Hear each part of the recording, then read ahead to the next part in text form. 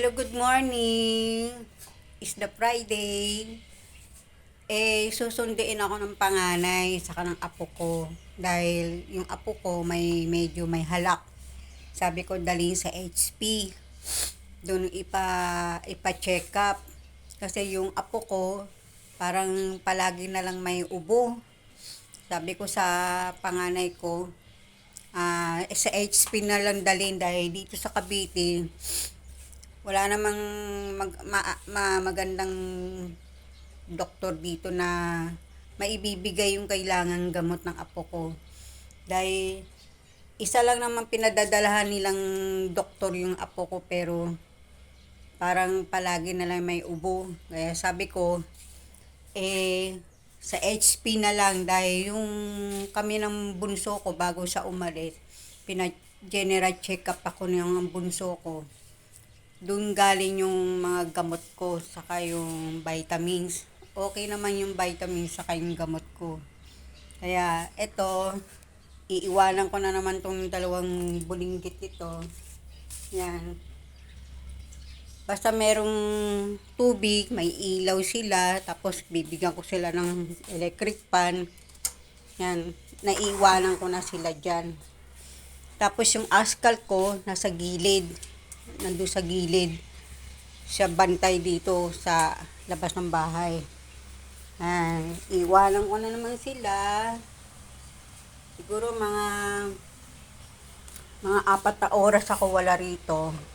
O 6 na oras dahil kung alas 2 na makakauwi rito, pagdating ko, pakakainin ko na sila. Yan. Peace of mind naman sila kahit wala ako. Yan. Peace of mind naman sila. Dahil alam naman nila babalik ako.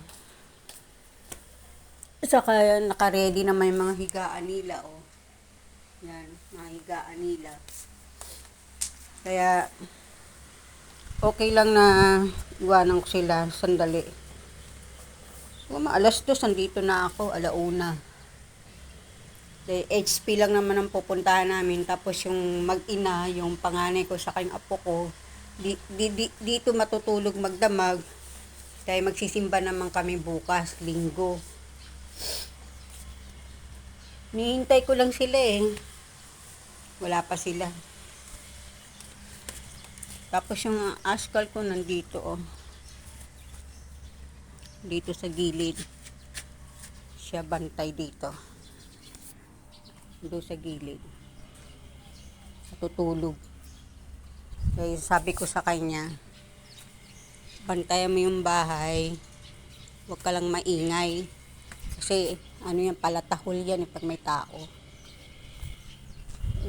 Hinihintay ko lang naman yung sundo ko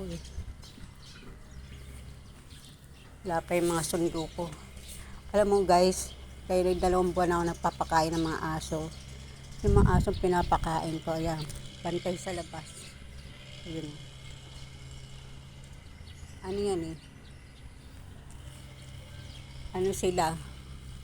5 aso nagbabantay sa labas ng bahay ko. Ayan. Wala yung 3. Nag-aliw-aliw siguro. Ito ang aking balay. Yan ang balay. Ito ang aking kotse na pinaghirapan ng 5 taon. Nagtipid ako dahil dyan sa kotse niyan. Grabe ang pagtitipid ko sa sahod ko guys. Para ma-full pay ko lang yung kotse niyan. Pero okay lang. Masaya naman dahil meron natatapos. Yan sila. Tapos dahil itong bulinggit itong pinaka-senior, para hindi siya kalat-kalat iniiwanan ko siya ng doormat dito. Yan. Kaya kahit na umuwi ako guys dito, hindi amoy ingi yung bahay ko kasi yung doormat doon talaga sila umiihi. Hindi sila kalat-kalat saka hindi sila naninira ng mga gamit.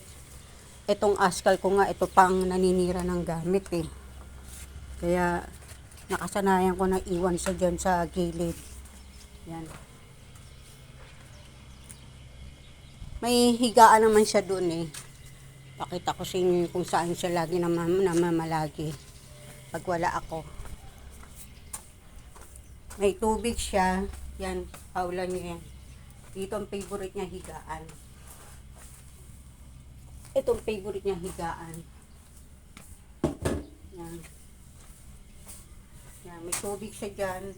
Pag gusto niya dito humiga, kaya dito, o kaya dyan, yan. Iniiwanan ko siya talaga ng higaan dyan.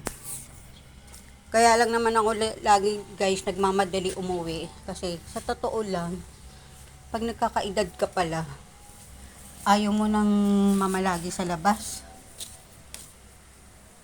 Kahit noon naman guys nung wala pa akong mga aso, hindi mo mapapalagi sa labas ng bahay guys. Talagang nagmamadali ako umuwi dahil ayoko ngayong namamalagi sa labas. Ang tagal ng sundo ko guys. Grabe, aga ko nag-asikaso eh. Akala ko naman darating naman tong susundo sa akin. Good morning, good morning, good morning. Wala kayong makitang kasama ko, di ba? Kasi yung kasama ko nag-abroad din. Yung asawa ko darating sa April, babalik din doon. Pero guys, soda lang ako dito. Okay lang ako dito. Masaya naman ang buhay ko. Komportable ako dito sa bahay. Happy ako. Peace of mind. Basta happy lang ako. Basta makasama ko mga aso ko. Yan. Masaya na ako sa kanila. Good day, good day.